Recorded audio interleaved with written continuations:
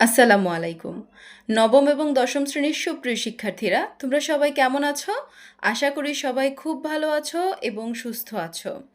আজ আমি তোমাদের সাথে আছি ফারজানা আক্তার মুন্নি।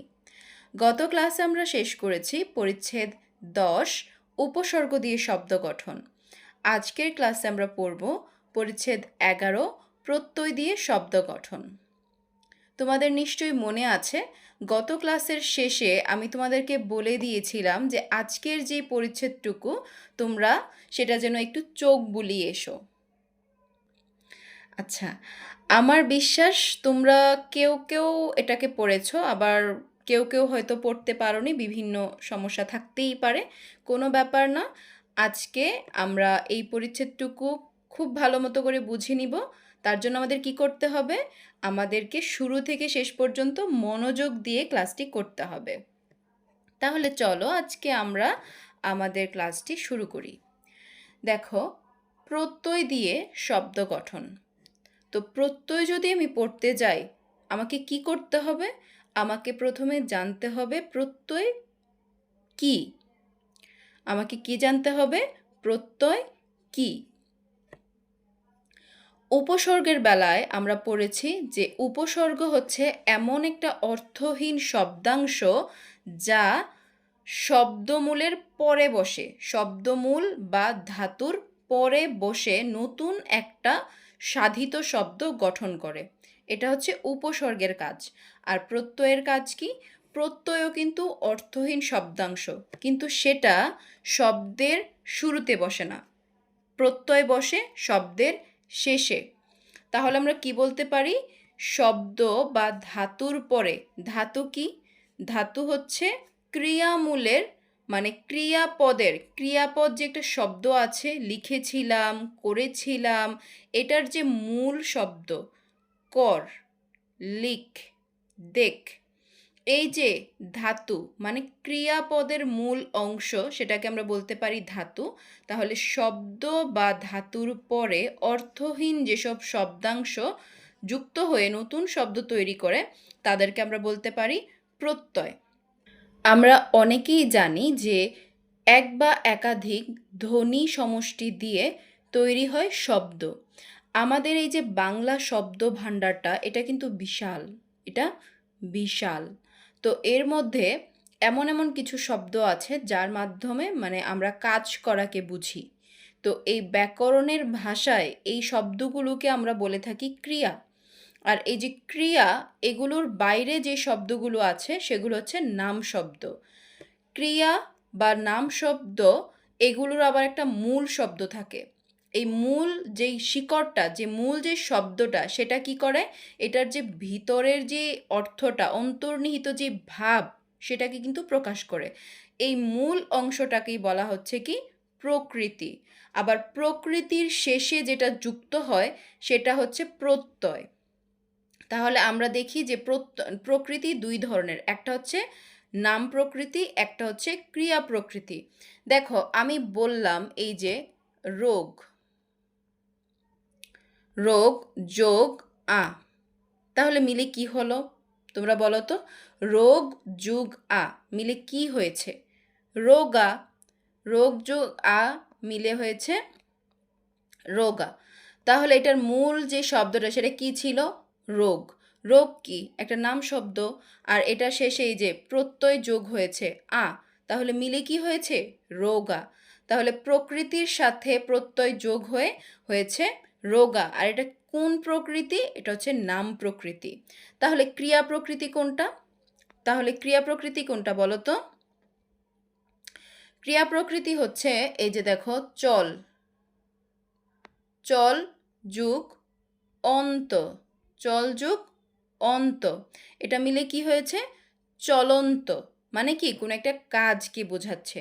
তাহলে এটা কি? ক্রিয়া। এটা হচ্ছে ক্রিয়া বা হচ্ছে ধাতু। তো এটা শেষে যুক্ত হয়েছে অন্ত। অন্ত হচ্ছে কি? এখানে প্রত্যয়।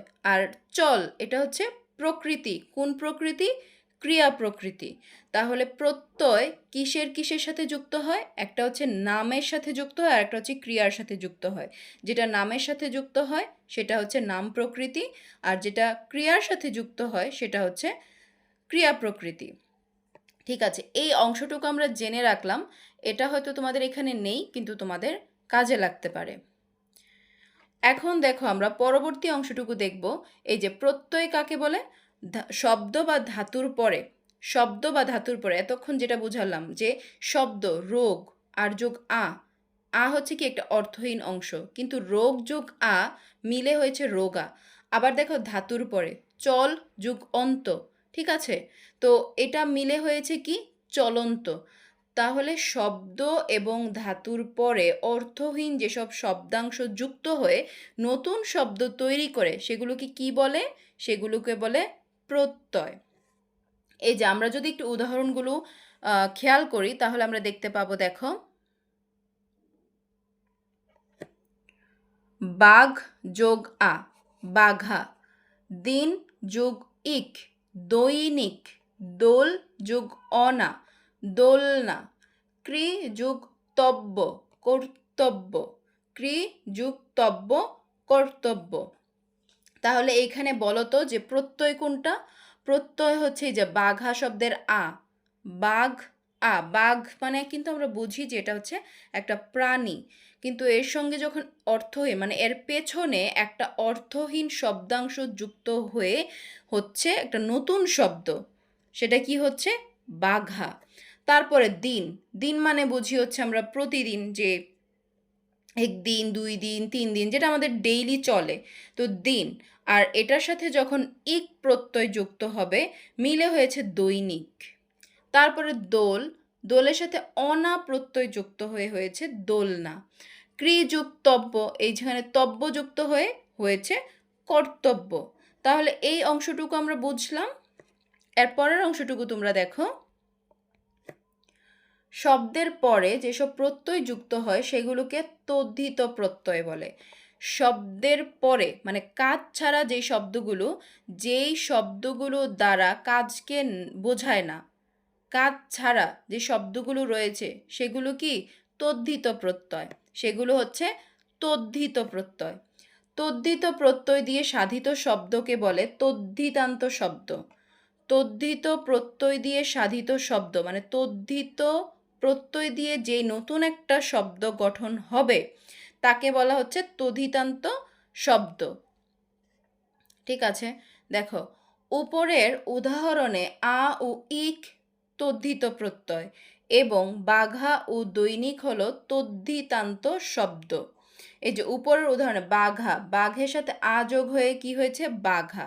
তাহলে এখানে হচ্ছে কি, যেহেতু এটা শব্দের সঙ্গে যুক্ত হয়েছে সেহেতু এটা হচ্ছে কি মানে তদ্ধিতান্ত শব্দ, শব্দটা হচ্ছে তদ্ধিতান্ত শব্দ, কিন্তু এবং ইক, দিনের সাথে ইক, এই দুইটা হচ্ছে কি তদ্ধিত প্রত্যয়, কারণ এটা নামের শেষে যুক্ত হয়েছে। আশা করি তোমরা বুঝতে পেরেছ। এর পরবর্তী অংশটা দেখো। অন্যদিকে ধাতুর পরে যেসব প্রত্যয় যুক্ত হয় সেগুলোকে কৃৎ প্রত্যয় বলে। ধাতুর পরে যেসব শব্দাংশ যুক্ত হয় মানে যে প্রত্যয়টা যুক্ত হয় কাজের পরে, যেই শব্দটা দিয়ে কাজকে বোঝায় সেটাই কিন্তু ধাতু। তাহলে ধাতুর পরে যেসব প্রত্যয় যুক্ত হয় সেগুলোকে কি বলে? কৃৎ প্রত্যয়। সেগুলোকে কি বলে? কৃৎ প্রত্যয়। কৃৎ প্রত্যয় দিয়ে সাধিত শব্দকে বলে কৃদন্ত শব্দ। কৃৎ প্রত্যয় দিয়ে সাধিত শব্দকে বলে কৃদন্ত শব্দ। আর হচ্ছে এই যে শব্দের শেষে যেই প্রত্যয় যুক্ত হয়ে নতুন শব্দ গঠন করে তাকে বলা হচ্ছে তদ্ধিতান্ত। আর কৃৎ প্রত্যয় দিয়ে সাধিত শব্দকে বলা হচ্ছে কৃদন্ত শব্দ। এই দুইটা অংশ তোমরা মনে রাখবে। উপরের উদাহরণে অনা ও তব্য হল কৃৎ প্রত্যয় এবং দোলনা এবং কর্তব্য হল কৃদন্ত শব্দ। এই যে উপরের উদাহরণে অনা, দোল যোগ অনা, ক্রি যোগ তব্য। কেন? কারণ এটা হচ্ছে ধাতুর পরে মানে ক্রিয়া মূলের যে অংশ সেটার পরে যুক্ত হয়েছে এবং নতুন একটা সাধিত শব্দ গঠন করেছে। তাহলে অনা এবং তব্য এটা হলো কৃৎ প্রত্যয় এবং নতুন যে শব্দটা হয়েছে সেটা হচ্ছে কৃদন্ত শব্দ। কি শব্দ? কৃদন্ত শব্দ। আর যেটা শব্দের শেষে যুক্ত হবে, যেই প্রত্যয়টা শব্দের শেষে যুক্ত হয়ে নতুন শব্দ গঠন করে তাকে কি বলবো আমরা? তদ্ধিতান্ত শব্দ। ঠিক আছে? আচ্ছা, দেখো, প্রত্যয়ের নিজস্ব কোনো অর্থ নেই। কারণ কি? কারণ হচ্ছে প্রত্যয় অর্থহীন শব্দাংশ। যেই শব্দটার আসলে কোনো অর্থ হয় না, এটা একা বসে কোনো ধরনের কোনো অর্থ প্রকাশ করতে পারে না। এজন্য কি প্রত্যয়ের কোনো নিজস্ব অর্থ নেই।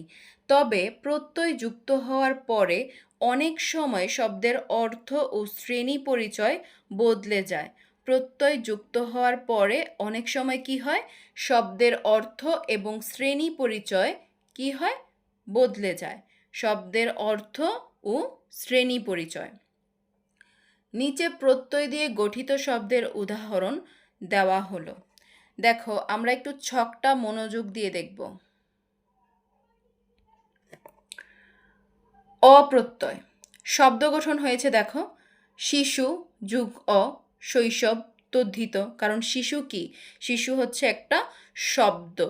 শিশু দিয়ে কিন্তু কোনো কাজ বোঝাচ্ছে না, তাই শিশু যুগ অপ্রত্যয় যুক্ত হয়ে নতুন শব্দ হয়েছে শৈশব। আর এটা প্রত্যয়ের ধরনটা কি? সেটা হচ্ছে তদ্ধিত প্রত্যয়। কারণ কি? কারণ হচ্ছে এটা নাম শব্দের শেষে যুক্ত হয়েছে। তারপরে দেখো, জি যুগ জয়। জি যুগ কি হয়েছে? জয়। এটা কি প্রত্যয়? এটা হচ্ছে কি? কৃৎ প্রত্যয়। তারপরে দেখো অক, পট। পট যুগ অক, পাঠক। এটা কোন প্রত্যয়? কৃৎ প্রত্যয়। তারপর দেখো নিন্দ যুগ অক, নিন্দক। এটাও কৃৎ প্রত্যয়। এই যে অট, দেখো, দাপ যুগ অট, দাপট। এটা কি? তদ্ধিত প্রত্যয়। তোমরা আরেকটার জিনিসের মাধ্যমে তোমরা তদ্ধিত প্রত্যয় এবং কৃৎ প্রত্যয়কে চিনতে পারো। সেটা হচ্ছে, যখন কৃৎ প্রত্যয় থাকবে তখন দেখবা যে তোমাদের যে শব্দটা, ধরো এই যে এখানে কপি নিলাম, কপের নিচে একটা হস চিহ্ন থাকবে। মানে যেটা কৃৎ প্রত্যয় হবে, প্রথম শব্দটা যেহেতু এটা ক্রিয়া মূল বা ধাতুর একটা অংশ, তো এটার শেষে কি থাকবে? এটার নিচে একটা হস চিহ্ন থাকবে। তো কপ যোগ অট মিলে কি হয়েছে? কপট। এটা কি শব্দ? এটা হচ্ছে কৃৎ প্রত্যয়। এটা কোন ধরনের প্রত্যয়? কৃৎ প্রত্যয়। তাহলে এটা আমরা দেখলাম। এখন দেখো অনা প্রত্যয়। দোল যুগ অনা, দোলনা। কৃৎ প্রত্যয়। দেখো এই যে দোলের নিচে কিন্তু হস চিহ্ন আছে। তাহলে তোমরা এইভাবে কৃৎ প্রত্যয় এবং তদ্ধিত প্রত্যয় চিনতে পারবে। আর তদ্ধিত প্রত্যয় চেনা তো খুব সহজ। তদ্ধিত প্রত্যয় মানে কি? নাম শব্দ, কোনো একটা নামকে বোঝাবে। আর কৃৎ প্রত্যয় মানে হচ্ছে কাজকে বোঝাবে, মানে কোনো একটা কাজ বোঝাবে এমন কোনো শব্দের পেছনে যখন একটা প্রত্যয় যুক্ত হয়ে নতুন শব্দ তৈরি হবে, সেটা হবে কি? কৃদন্ত শব্দ। সেটা কি হবে? কৃদন্ত শব্দ, মানে কৃদন্ত প্রত্যয়, কৃৎ প্রত্যয়। ঠিক আছে। খেলনা, খেল যুগ অনা, খেলনা।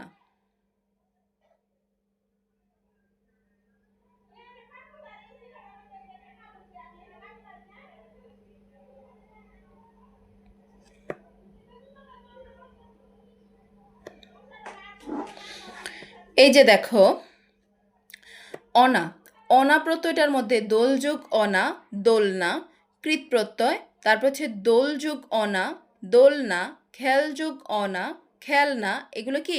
কৃৎ প্রত্যয়। কারণ কি? দেখো এই যে অনা আমরা পড়ছি, তো এই যে দোল, দোলের নিচে দেখো লয়ের নিচে কিন্তু হস চিহ্ন আছে। এই যে হস চিহ্ন আছে, খেলের নিচে আছে, মান এখানে আছে। তার মানে কি? এগুলো হচ্ছে কৃৎ প্রত্যয়। কারণ এগুলো কি? ধাতুর শেষে যুক্ত হচ্ছে। এই জন্য এই প্রত্যয়ের ধরনটা হচ্ছে কৃৎ প্রত্যয়। আর শব্দটা কি? কৃদন্ত শব্দ। ঠিক আছে। এখন দেখো অনীয়, মানো যোগ অনীয়, মাননীয়। মান যোগ অনীয়, মাননীয়। আমরা এটাকে মানো এখনই বলতে পারবো না। তার কারণ কি? কারণ হস চিহ্ন আছে। যদি হস চিহ্ন না থাকে তাহলে আমরা পড়তাম মানো। তো যেহেতু এখানে হস চিহ্ন আছে, তাই আমাদের পড়তে হবে মান যোগ অনীয় মিলে হয়েছে মাননীয়। তাহলে এটা কোন প্রত্যয়? কৃত প্রত্যয়। দৃশ যোগ অনিয় দর্শনীয় কৃত প্রত্যয়। অন্ত উরু যোগ অন্ত উড়ন্ত, এটা কি কৃত প্রত্যয়। মহ যোগ অন্ত মহন্ত, এটা হচ্ছে কি কৃত প্রত্যয়। কর্দ যোগ অম কর্দম কৃত প্রত্যয়। চর যোগ অম চরম, এটা কি কৃত প্রত্যয়। চরম চর যোগ অম চরম কৃত প্রত্যয়। তারপরে এই যে আ, বাঘ যোগ আ বাঘা, এটা কি তদ্ধিত প্রত্যয়। পরু যোগ আ পরা, পর যোগ আ, এখানে রস্যকার দেওয়া নেই, এটা হস্যচিহ্ন, আমি ভেবেছি রস্যকার। তো এটা হচ্ছে পর, এই যে পর নিচে হস্যচিহ্ন যোগ কি আ, মিলে হয়েছে পরা, তাহলে এটা হচ্ছে কি কৃত প্রত্যয়। ঠিক আছে, তারপর দেখো শুন যোগ আ শুনা কৃত প্রত্যয়। আই, আই ঢাকা যোগ আই ঢাকাই তদ্ধিত প্রত্যয়। কারণ কি ঢাকা হচ্ছে একটা শব্দ, তাহলে এই যে শব্দের শেষে যুক্ত হয়েছে একটা অর্থহীন শব্দাংশ, মিলে হয়েছে ঢাকাই, এবং এই প্রত্যয়ের ধরনটা হচ্ছে তদ্ধিত প্রত্যয়। তারপরে শিল যোগ আই সেলাই কৃত প্রত্যয়। সেলাই করা কি একটা কাজ। আও, ঘির যোগ আও ঘেরাও কৃত প্রত্যয়। পাকরু যোগ আও পাকরাও, এটা কি কৃত প্রত্যয়। তাহলে কি এগুলো তো কাজ বোঝাচ্ছে, তাই না? কাউকে যখন তুমি পাকরাও করবে, তোমাকে কি করতে হবে? তার সাথে একটু ধস্তাধস্তি করতে হবে, বা তাকে দৌড়াতে হবে, তাকে গিয়ে ধরতে হবে। তাহলে পাকরাও করা কি, এটা একটা কাজের মধ্যেই পড়ছে, সেজন্য এটা কি কৃত প্রত্যয়। ঠিক আছে, এই অংশটুকু আমরা দেখলাম। এখন আমরা এর পরবর্তী অংশটুকু পড়ব। দেখো আন প্রত্যয়। গাড়ি যোগ আন গাড়ুয়ান, এটা কোন প্রত্যয়? তদ্ধিত প্রত্যয়। কারণ কি, কারণ গাড়ি এই শব্দটা হচ্ছে একটা শব্দ, এটা কি শব্দ, গাড়ি একটা শব্দ, এটা কি কোনো কাজকে কিন্তু বোঝাচ্ছে না, তাই এর মাধ্যমে যে সাধিত শব্দটা হয়েছে সেটা হচ্ছে তদ্ধিতান্ত শব্দ, এবং যে প্রত্যয়টা হয়েছে সেই প্রত্যয়টা হচ্ছে তদ্ধিত প্রত্যয়। শি যোগ আন শয়ান কৃত প্রত্যয়। আনা, বিবি যোগ আনা বিবিয়ানা তদ্ধিত প্রত্যয়। মুন্সি যোগ আনা মুন্সিয়ানা, এটা কি তদ্ধিত প্রত্যয়। আনি, বাবু যোগ আনি বাবুয়ানি, এটা হয়েছে তদ্ধিত প্রত্যয়। তারপরে দেখো শুন যোগ আনি শুনানি, এটা হয়েছে কি কৃত প্রত্যয়। আনো, বেত যোগ আনো বেতানো, এটা হচ্ছে কি তদ্ধিত প্রত্যয়। চাল যোগ আনো চালানো কৃত প্রত্যয়। আমি, পাগল যোগ আমি পাগলামি পাগল যোগ আমি পাগলামি তদ্ধিত প্রত্যয়। ছেলে যোগ আমি ছেলেমি, এটা কি তদ্ধিত প্রত্যয়। আরি, ভিক যোগ আরি ভিখারি, এটা কি তদ্ধিত প্রত্যয়। তারপরে ধন যোগ আরি ধুনারি, এটা হচ্ছে কি তদ্ধিত প্রত্যয়। তারপর দেখো আরু, বোমা যোগ আরু বুমারু তদ্ধিত প্রত্যয়। খোঁজ যোগ আরো খোঁজারো কৃত প্রত্যয়। ঘাট যোগ আল, এই যে আল এটাও কিন্তু একটা প্রত্যয়, তাহলে ঘাট যোগ আল ঘাটাল তদ্ধিত প্রত্যয়। মাত যোগ আল মাতাল, এটা হচ্ছে কি কৃত প্রত্যয়। তারপরে দেখো আলো, যমক যোগ আলো জমকালো তদ্ধিত প্রত্যয়। তারপর রস যোগ আলো রসালো তদ্ধিত প্রত্যয়। যমক যোগ আলো কি হয়েছে? জমকালো তদ্ধিত প্রত্যয়। রস যোগ আলো রসালো তদ্ধিত প্রত্যয়। তাহলে আমরা কি পড়ছি? আমরা প্রত্যয় পড়ছি, এবং আমরা প্রত্যেকটা শব্দ একটা একটা করে কিন্তু পড়ছি। আমাদের এগুলো পড়তে হবে, কারণ কি, কারণ এই অংশটুকু থেকেই তোমাদের এমসিকিউ প্রশ্ন হবে, তাই আসলে এগুলো বাদ দেওয়ার আমাদের কোনো সুযোগ নেই। আমরা এর পরবর্তী অংশটুকু দেখব। আচ্ছা, এখন আমরা পড়ব এর পরবর্তী অংশটুকু, যেখানে আমরা পড়েছি আলো, আলো প্রত্যয় পর্যন্ত পড়েছি। যমক যোগ আলো জমকালো তদ্ধিত প্রত্যয়। রস যোগ আলো রসালো তদ্ধিত প্রত্যয়। এখন দেখো আমাদের জন্য আছে ই প্রত্যয়। চাষ যোগ ই চাষি, এটা হচ্ছে তদ্ধিত প্রত্যয়। ভাজ যোগ ই ভাজি, এটা হচ্ছে কৃত প্রত্যয়। ইক প্রত্যয়টা দেখো, দিন যোগ ইক দৈনিক তদ্ধিত প্রত্যয়, চরিত্র যোগ ইক চারিত্রিক তদ্ধিত প্রত্যয়। ইয়া প্রত্যয়, জাল যোগ ইয়া জালিয়া। তারপরে দেখো গা যোগ ইয়া গাইয়া। কিন্তু আমরা আবার দেখতে পাচ্ছি যে জালিয়া থেকে হয়ে গিয়েছে জেলে, গাইয়া থেকে হয়ে গিয়েছে গাইয়ে। এখন দেখো জাল যোগ ইয়া জালিয়া, এখানে কিন্তু ইয়া প্রত্যয় আছে, কিন্তু এই উচ্চারণটাকে আরও বেশি মসৃণ এবং স্পষ্ট করার জন্য জালিয়া থেকে হয়ে গিয়েছে জেলে, গাইয়া থেকে হয়ে গিয়েছে গাইয়ে। এই জালিয়া যে প্রত্যয়টা, জালিয়া যে শব্দটা, এটা থেকে হয়েছে জেলে এবং এটা হচ্ছে তদ্ধিত প্রত্যয়, এবং গাইয়া থেকে গাইয়ে, এটা হচ্ছে কৃত প্রত্যয়। আশা করি এই অংশটুকু বুঝতে পেরেছ। তারপরে দেখো ইল প্রত্যয়, পঙ্ক যোগ ইল পঙ্কিল, এটা কি তদ্ধিত প্রত্যয়। শোল যোগ ইল সলিল, এটা কোন প্রত্যয়? কৃত প্রত্যয়। সলিল মানে কি? পানি। সলিল মানে পানি। ইষ্ণু, চল যোগ ইষ্ণু চলিষ্ণু, এটা কিন্তু পরীক্ষায় অনেকবার আসে। এই সবগুলোই তোমাদের কি করতে হবে? অনেক মনোযোগের সাথে পড়তে হবে। এই যে দেখো ইষ্ণু, চল যোগ ইষ্ণু চলিষ্ণু, এটা কোন প্রত্যয়? কৃত প্রত্যয়। সহযোগ ইষ্ণু সহিষ্ণু, এটা কৃত প্রত্যয়। এই যে এই ইষ্ণু দিয়ে যে শব্দগুলো গঠিত হয়েছে, যে প্রত্যয় গঠিত হয়েছে কৃত প্রত্যয়, এইগুলো কিন্তু খুবই গুরুত্বপূর্ণ। আমাদেরকে সবগুলোই অনেক মনোযোগের সাথে পড়তে হবে, কারণ এই অংশগুলো থেকেই তোমাদেরকে এমসিকিউ প্রশ্ন দিয়ে দিবে। তার পরবর্তী অংশতে তোমরা একটু দেখো, দীর্ঘ ই, আবার পাশে লেখা আছে ইন। দেখো প্রাযোগ ই প্রাণী, প্রাযোগ ই প্রাণী, স্থা যোগ ই স্থায়ী। তাহলে প্রাণ, প্রাণ হচ্ছে একটা শব্দ, সেজন্য এটা হয়েছে কি তদ্ধিত প্রত্যয়। আবার স্থা যোগ ই স্থায়ী, এটা হয়েছে কি কৃত প্রত্যয়। ঠিক আছে, এখন আমাদের জন্য যে পরবর্তী ছকটুকু দেওয়া আছে, আমরা এই অংশটুকু পড়ে নিব। দেখো প্রথমে আমাদেরকে কি দেওয়া আছে? উ প্রত্যয়। ঢাল যোগ উ ঢালু, এটা কি তদ্ধিত প্রত্যয়। ঝাড়ু যোগ উ ঝাড়ু কৃত প্রত্যয়। ঝাড়ু দেওয়া কিন্তু একটা কাজ, সেজন্য এটা কি কৃত প্রত্যয়। উক, পেট যোগ উক পেটুক তদ্ধিত প্রত্যয়। মিশ যোগ উক মিশুক কৃত প্রত্যয়। উর, গড় যোগ উর গরুর তদ্ধিত প্রত্যয়। লেজ যোগ উর লেজুর তদ্ধিত প্রত্যয়। লেজুর মানে কি? লেজুর মানে হচ্ছে যেই ব্যক্তি অন্যের সাথে সাথে সবসময় থাকে, মানে অনেকে আছে না, দেখো তুষামুত করে নেতার পিছনে পিছনে ঘুরে এবং তাকে খুব তেল মারে, তো এই ধরনের মানুষগুলোকে বলা হচ্ছে লেজুর। তাহলে এটা কি তদ্ধিত প্রত্যয়।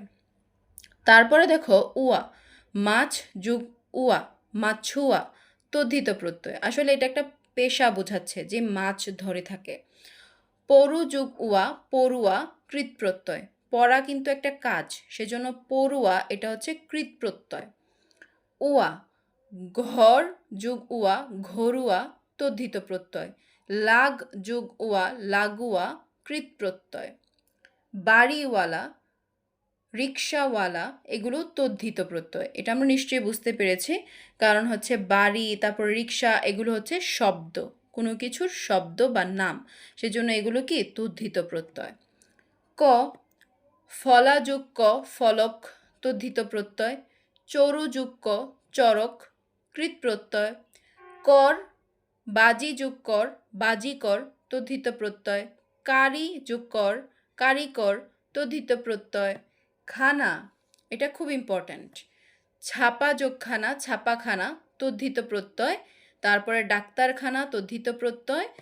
যে রা, গাছ যোগ রা গাছরা তদ্ধিত প্রত্যয়। চাম যোগ রা চামড়া তদ্ধিত প্রত্যয়। দেখো তো, মুচ যুক্ত মুক্ত, মুচ যুগ ত মুক্ত, এটা কি কৃত প্রত্যয়। জ্ঞা মানে বর্গীয় জ ইয় সংযুক্ত আকার জ্ঞা যুক্ত জ্ঞাত কৃত প্রত্যয়। তারপরে দেখো তব্য, ক্রিযুক্ত তব্য, কর্তব্য, কৃৎপ্রত্যয়, দাযুক্তব্য, দাতব্য, কৃৎপ্রত্যয়। তম, ৮০ যোগ তম, ৮০তম, এটা কি তদ্ধিত প্রত্যয়। যে তম যেই প্রত্যয়টা, এটাও খুবই ইম্পর্ট্যান্ট, এখান থেকে অনেকবার প্রশ্ন এসেছে। তম, ৮০ যোগ তম, ৮০তম, এটা তদ্ধিত প্রত্যয়। দীর্ঘ যোগ তম, দীর্ঘতম, এটা কোন প্রত্যয়? তদ্ধিত প্রত্যয়। তারপরে দেখো তর, এটাও গুরুত্বপূর্ণ। এমন যোগ তর, এমনতর, তদ্ধিত। এই অংশটুকুতে দেখো তা, শত্রু যোগ তা, শত্রুতা, তদ্ধিত প্রত্যয়। বহ যোগ তা, বহতা, কৃৎপ্রত্যয়, কারণ এটা বয়ে চলাকে বোঝাচ্ছে। নদীর যে একটা প্রবাহ, যে বয়ে চলা, সেটাকে এখানে বোঝাচ্ছে যে বহতা, এটা কৃৎপ্রত্যয়। তারপরে দেখো তি, চাক যুক্তি, চাকতি, তদ্ধিত প্রত্যয়। কাটতি মানে কাটা, কৃৎপ্রত্যয়। এই যে দেখো কবিত্ব মানে কবির যে গুণাবলী, কবিত্ব, তদ্ধিত প্রত্যয়। সতীত্ব, তদ্ধিত প্রত্যয়। তারপরে দেখো ছদ যুগ ত্র, ছদ যুগ ত্র, ছত্র মানে কি আশ্রয়, এটা কৃৎপ্রত্যয়। নিযুক্ত নেত্র মানে কি চোখ, এটা কৃৎপ্রত্যয়। চতুর, তারপরে এই যে চতুর, র এর নিচে কিন্তু হস চিহ্ন আছে, তাহলে চতুর্যুক্ত, চতুর্থ, তদ্ধিত প্রত্যয়, আমরা জানি এটা একটা সংখ্যা বোঝাচ্ছে। কাশ যুক্ত কাষ্ঠ মানে কাঠ, তদ্ধিত প্রত্যয়। অংশীদার, তদ্ধিত প্রত্যয়। ঠিক আছে, এই অংশটুকু আমাদের গেল। এখন আমরা দেখব আমাদের পরবর্তী অংশ। এই যে দেখো পরবর্তী অংশতে আছে ন, না এরপর এটা হচ্ছে এটার,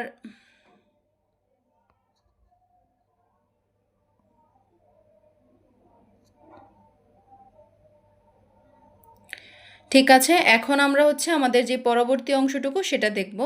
এই অংশে দেখো এই যে উপরে আমরা পড়ে এসেছিলাম দ্বার, এই যে উপরে আমরা কি পড়ে এসেছি? দ্বার, অংশীদার, তদ্ধিত প্রত্যয়। এটারই হচ্ছে আরেকটা চুড়িদার, চুড়িদার কিন্তু একটা পোশাকের নাম, তাহলে এটা কি? তদ্ধিত প্রত্যয়। নাতি যুগ্ন, নাতিন, তদ্ধিত প্রত্যয়। রাধ যুগ্না, রান্না, কৃৎপ্রত্যয়, এটা একটা কাজ। কান্না, এটাও একটা কাজ, কৃৎপ্রত্যয়। গিন্নিপনা মানে গিন্নিদের মতো যে স্বভাব, তাহলে এটা হচ্ছে তদ্ধিত প্রত্যয়। বেহায়াপনা, তদ্ধিত প্রত্যয়। স্থাবর, কৃৎপ্রত্যয়। চত যোগ বর, চত্বর, কৃৎপ্রত্যয়। ধান্দাবাজ, তদ্ধিত প্রত্যয়। ধোঁকাবাজ, তদ্ধিত প্রত্যয়। দয়াবান, তদ্ধিত প্রত্যয়। তারপরে দেখো জ্ঞান যোগ বান, জ্ঞানবান, তদ্ধিত প্রত্যয়। বুদ্ধি যোগ মান, বুদ্ধিমান, তদ্ধিত প্রত্যয়।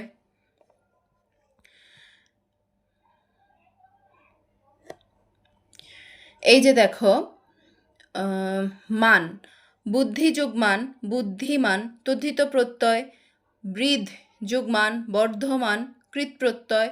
সুন্দর যোগ জ, সৌন্দর্য, তদ্ধিত প্রত্যয়। ক্রি যোগ জ, কার্য, কৃৎপ্রত্যয়। মধু যোগ র, মধুর, তদ্ধিত প্রত্যয়। নম যোগ র, নম্র, কৃৎপ্রত্যয়। দিঘ যোগ ল, দিঘ যোগ ল, দীঘল, এটা কি? তদ্ধিত প্রত্যয়। অম যোগ ল, অম্ল, কৃৎপ্রত্যয়। মেঘ যোগ লা, মেঘলা, তদ্ধিত প্রত্যয়। হাম যোগ লা, হামলা, কৃৎপ্রত্যয়। মানানসই, এই যে মানানসই, এই যে সই প্রত্যয়টা আছে না, এটা ভীষণ গুরুত্বপূর্ণ, কারণ এখান থেকেও তোমাদের অনেকবার প্রশ্ন এসেছে। তাহলে সই, মানানসই, চলনসই, এই দুইটা কিন্তু অনেক গুরুত্বপূর্ণ, এবং এই দুইটাই হচ্ছে কি? তদ্ধিত প্রত্যয়। তারপরে দেখো চলনসই, চলনসই, এটাও তদ্ধিত প্রত্যয়। মানানসই, চলনসই, এগুলো কি? তদ্ধিত প্রত্যয়। ঠিক আছে, তাহলে আমরা কি করলাম? আমরা এই যে ছক যেগুলো দেওয়া আছে, আমরা কিন্তু প্রত্যেকটা ছক কিন্তু পড়েছি একটা একটা করে, আমরা কোনোটা কিন্তু বাদ দিইনি, কারণ আমাদের বাদ দেওয়ার কোনো সুযোগই নেই। এই ছক থেকেই তোমাদের প্রশ্ন মানে প্রশ্ন এসে থাকে।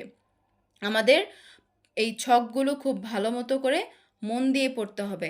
এই ছকে অনেকগুলো শব্দ আছে যেগুলো হচ্ছে তোমরা খুব সহজে বুঝতে পারবে, আবার কিছু শব্দ আছে তোমরা সহজে বুঝতে পারবে না। তোমরা যেগুলো বুঝবে না সেগুলো আমাকে কমেন্ট বক্সে অবশ্যই জানাবে, আমি সেগুলোর অর্থ তোমাদেরকে বলে দেওয়ার চেষ্টা করব। ঠিক আছে, আমরা কি করব এখন? পরবর্তী অংশটুকু দেখব। এই যে দেখো এখানে কি বলছে, এখানে আমাদেরকে বলছে যে প্রত্যয় যোগ করলে শব্দের অর্থ অনেক সময় বদলে যায়। প্রত্যয় যোগ করার ফলে কি হয়, শব্দের অর্থ অনেক সময় বদলে যায়। দেখো অবজ্ঞা অর্থে আমরা যখন বলবো চোর, চোর মানে কি, সে চুরি করে, কিন্তু যখন বলবো চোরা তখন কিন্তু এটা অবজ্ঞা অর্থে ব্যবহার হচ্ছে। তখন কিন্তু সেই এই যে চোর বলছি সেখানে কিন্তু আর কোনো সম্মান থাকছে না, তখন আমরা তাকে অবজ্ঞা করে বলছি চোরা। তো এটা হচ্ছে কি অবজ্ঞা অর্থে। তো এখানে চোর যুগ আ প্রত্যয় যুক্ত হয়ে কি হয়েছে, শব্দের অর্থটাকে বদলে দিয়েছে। দেখো বৃহৎ অর্থে ডিঙি, ডিঙি এটা ছোট, আবার যখন ডিঙা বলছি সেটা কি বড় অর্থ প্রকাশ করছে। সদৃশ মানে একই রকম। বাঘ, বাঘের সাথে আ যুক্ত হয়ে হয়েছে বাঘা। তারপরে দেখো আগত অর্থে দক্ষিণ যুগ দক্ষিণা, আমরা বলি না দক্ষিণা বাতাস, মানে দক্ষিণ দিক থেকে বাতাস আসছে, তাহলে এটা আসা অর্থে। আদর অর্থে দেখো কানু, কানাই। আমরা যারা হিন্দু ধর্মের আছো তারা এটা ভালো বুঝতে পারো যে অনেককে কিন্তু আদর করে কানাই বলে থাকে। তাহলে আদর অর্থে কানু থেকে হয়ে যাচ্ছে কানাই, মানে আই প্রত্যয় যুক্ত হচ্ছে, কানু থেকে কানাই। তারপরে দেখো জাত অর্থে ঢাকা থেকে ঢাকাই, ঢাকা থেকে ঢাকাই। ঢাকা কিন্তু একটা জায়গার নাম, বাংলাদেশের রাজধানী হচ্ছে ঢাকা, কিন্তু আমরা যখন বলবো ঢাকাই, সেটা কিন্তু ঢাকাইয়া কোনো একটা জিনিসকে বোঝাচ্ছে, আমরা বলি ঢাকাইয়া জামদানি বা ঢাকাই জামদানি। তাহলে এটা কি জাত অর্থে ব্যবহার হয়ে যাচ্ছে। ভাব অর্থে ইতর, ইত্রামি, ইতর ইত্রামি, কোনো দুষ্টুমি করাকে আমরা বলি না ইত্রামি করছে, তো এটা কি ইতর থেকে ইত্রামি হয়ে যাচ্ছে। তারপরে দেখো নিন্দা অর্থে জ্যাঠা থেকে জ্যাঠামি, এটা কি নিন্দা প্রকাশ করছে, জ্যাঠা থেকে জ্যাঠামি। ভাব অর্থে বাহাদুর থেকে বাহাদুরি, আমরা বলি না যে বাহাদুরি দেখাচ্ছে, তাহলে এখানে এটা কি ভাব প্রকাশ করছে। পেশা অর্থে ডাক্তার থেকে ডাক্তারি, আমরা বলি না ডাক্তার, এটা কি ডাক্তার, আবার যখন ডাক্তারি করছে তো আমি কি বোঝাচ্ছি পেশা, ডাক্তার থেকে ডাক্তারি, মানে সে ডাক্তারির কাজটা করছে। মালিক, জমিদার থেকে জমিদারি, জমিদার থেকে জমিদারি, এটা কোন অর্থ প্রকাশ করছে, এটা মালিকানা অর্থ প্রকাশ করছে। উপকরণ অর্থে মাটি থেকে হয়ে যাচ্ছে মেটে, মানে মাটি, মেটে কোনটাকে আমরা বলি যেটা মাটি থেকে তৈরি হয়। তার পরবর্তী অংশে দেখো নৈপুণ্য অর্থে না থেকে হয়ে যাচ্ছে নে, না থেকে নে, নে মানে কি যে নৌকা চালায়। তারপরে দেখো রোগগ্রস্ত অর্থে, রোগগ্রস্ত অর্থে এখানে এটা একটু পাশে চলে গিয়েছে, এই যে রোগগ্রস্ত অর্থে বাত থেকে বেতু, বাত মানে হচ্ছে একটা রোগ, আর বেতু মানে কি ওই রোগে আক্রান্ত ব্যক্তি, মানে বাত রোগে আক্রান্ত ব্যক্তি, বেতু। যুক্ত অর্থে টাক থেকে টেকু, টাক থেকে টেকু, মানে যেই লোকের মাথায় চুল নেই তাকে বলা হচ্ছে কি টেকু। সংশ্লিষ্ট অর্থে গা থেকে গেও, মানে যারা গ্রামে থাকে তাদেরকে অনেকে একটু তুচ্ছ তাচ্ছিল্য করে বলে থাকে কি গেও ভূত, তো এটা কি সংশ্লিষ্ট অর্থে মানে গায়ের সাথে সংযুক্ত। তাহলে এইখানে আমরা কি পড়লাম, যে প্রত্যয় যোগ করলে শব্দের অর্থ অনেক সময় বদলে যায়, এবং এই অংশটা আমরা পুরোটা ভালো মতো করে পড়েছি। আশা করি তোমরা বুঝতে পেরেছ। আমরা কি পড়লাম, আমরা পড়লাম যে প্রত্যয় হচ্ছে একটা অর্থহীন শব্দাংশ যা কোনো একটা নাম শব্দ বা ক্রিয়ার শেষে বসে নতুন একটা শব্দ তৈরি করে। আবার উপসর্গের কাজ কি ছিল, উপসর্গের কাজ ছিল শব্দের শুরুতে বসা, আর প্রত্যয়ের কাজ হচ্ছে শব্দের শেষে বসা। আশা করি তোমরা বুঝতে পেরেছ। এই অংশে দেখো আমাদের জন্য দেওয়া আছে অনুশীলনী 7টা প্রশ্ন। আমরা এখন দেখব যে আমরা অনুশীলনীর কয়টা প্রশ্ন পারছি। প্রথম প্রশ্ন, ধাতুর পরে যেসব প্রত্যয় যুক্ত হয় তাদের কি বলে? ধাতু কি? ক্রিয়াপদের মূল অংশ, ক্রিয়াপদের মূল অংশ হচ্ছে ধাতু। তাহলে এই ধাতুর পরে যেসব প্রত্যয় যুক্ত হবে তাদের কি বলে? তাদেরকে বলে কৃৎ প্রত্যয়। আর ওই কৃৎ প্রত্যয় যোগে যেই শব্দটা গঠন করবে সেটা হচ্ছে কৃদন্ত শব্দ। এখানে কিন্তু শব্দের কথা উল্লেখ করেনি, এখানে বলেছে যেসব প্রত্যয় যুক্ত হয় তাদের কি বলে? তাই আমাদের উত্তর হয়েছে কৃৎ প্রত্যয়। 2 নম্বর প্রশ্ন, তদ্ধিত প্রত্যয় দিয়ে সাধিত শব্দকে কি বলে? এখানে কিন্তু প্রত্যয় বলেনি, এখানে বলেছে তদ্ধিত প্রত্যয় দিয়ে সাধিত শব্দটা কোনটা? উত্তর ঘ, তদ্ধিতান্ত শব্দ। নিচের কোনটি তদ্ধিতান্ত শব্দের উদাহরণ? দেখো, খেলনা, নাগর, গমন, পড়া। আমরা যদি শব্দগুলো একটু বিশ্লেষণ করি, খেলনা, এটা কি? খেল যোগ অনা, খেলনা। তাহলে এটা কি হচ্ছে? এটা হচ্ছে কৃৎ প্রত্যয়। গমন, তারপর পড়া, এইগুলো কিন্তু মানে কোনো একটা চলাচল বা কাজ বোঝাচ্ছে, তাহলে এগুলো হচ্ছে কি? কৃৎ প্রত্যয়। আর এখানে নাগর, এটা একটা শব্দ বোঝাচ্ছে, তো এটা হচ্ছে কি? তদ্ধিতান্ত শব্দ। তাহলে আমাদের আনসার হবে কি? নাগর। কারণ খেলনা, গমন, পড়া, এই যে খেলনা, গমন এবং পড়া, এগুলো বোঝাচ্ছে কাজ। তাহলে এখানে একটা অপশনই বাকি থাকছে, সেটা হচ্ছে নাগর। তাই আমাদের উত্তর হবে কি? নাগর। এগুলো হবে না। ঠিক আছে, এখন দেখো আমাদের প্রশ্ন নাম্বার 4। নিচের কোনটির নিজস্ব অর্থ আছে? প্রত্যয়, উপসর্গ, শব্দ, বচন। আমরা জানি প্রত্যয় হচ্ছে একটা অর্থহীন শব্দাংশ যেটা শব্দের শেষে বসে। উপসর্গ একটা অর্থহীন শব্দাংশ, এটা শব্দের শুরুতে বসে। বচন, এটাও কি? এটার কোনো নিজস্ব অর্থ নেই। তাহলে নিজস্ব অর্থ কার আছে? একটা শব্দের নিজস্ব অর্থ আছে। তাহলে উত্তর হচ্ছে গ, শব্দ। নিচের কোনটি কৃদন্ত শব্দের উদাহরণ? নিচের কোনটি কৃদন্ত শব্দের উদাহরণ? ভাজি, বিবাহিত, দৈনিক, পাগলামি। বলো তো এটার আনসার কোনটা হবে? আচ্ছা, আমাদের যে প্রশ্ন নাম্বার 5, এটার উত্তর হচ্ছে অপশন ক, ভাজি। দেখো, তোমরা নিশ্চয়ই দেখে এসেছো ভাজ যোগ ই, ছকের মধ্যে এটা ছিল, ভাজ যোগ ই, ভাজি। এটা কোন শব্দ? এটা হচ্ছে কৃদন্ত শব্দ। নিচের কোন শব্দটি উয়া প্রত্যয় যুগে গঠিত? উয়া, লাগোয়া, ঘরোয়া, পড়ুয়া, বাড়িওয়ালা। কোনটা বলো তো? তোমরা একটু পজ করো, তারপরে দেখো যে তোমরা কতজন এই উত্তরটা বলতে পারছো। ঠিক আছে, আমাদের প্রশ্ন নাম্বার 6 ছিল নিচের কোন শব্দটি উয়া প্রত্যয় যুগে গঠিত? এটার উত্তর হচ্ছে অপশন গ, পড়ুয়া। অবজ্ঞা অর্থে কোন শব্দটি ব্যবহার হয়েছে? কানাই, গেও, চোরা, বেতু। আমরা জানি বেতু হচ্ছে রোগাগ্রস্ত ব্যক্তিকে বোঝায়, গেও সংশ্লিষ্ট অর্থে, কানাই আদর অর্থে। তাহলে এখানে অবজ্ঞা অর্থে কোনটা? অবজ্ঞা অর্থ হচ্ছে চোরা, কারণ এটা এসেছে চোর থেকে, চোরা। ঠিক আছে, আমরা আমাদের অনুশীলনীর যেই 7টা প্রশ্ন দেওয়া ছিল সেগুলোকে আমরা সমাধান করার চেষ্টা করেছি। আশা করি তোমরা বুঝতে পেরেছো।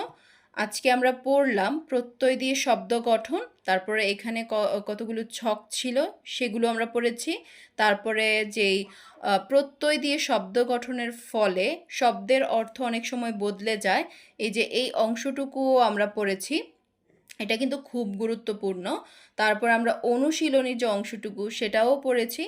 আশা করি শুরু থেকে শেষ পর্যন্ত সবাই মনোযোগের সাথে ক্লাসটি করেছো। তোমাদের জন্য এই প্রত্যয় যে অংশটুকু এটাও অনেক গুরুত্বপূর্ণ, তাই বাদ দেওয়ার আসলে কোনো সুযোগ নেই। এখান থেকে অনেক প্রশ্নই এসে থাকে।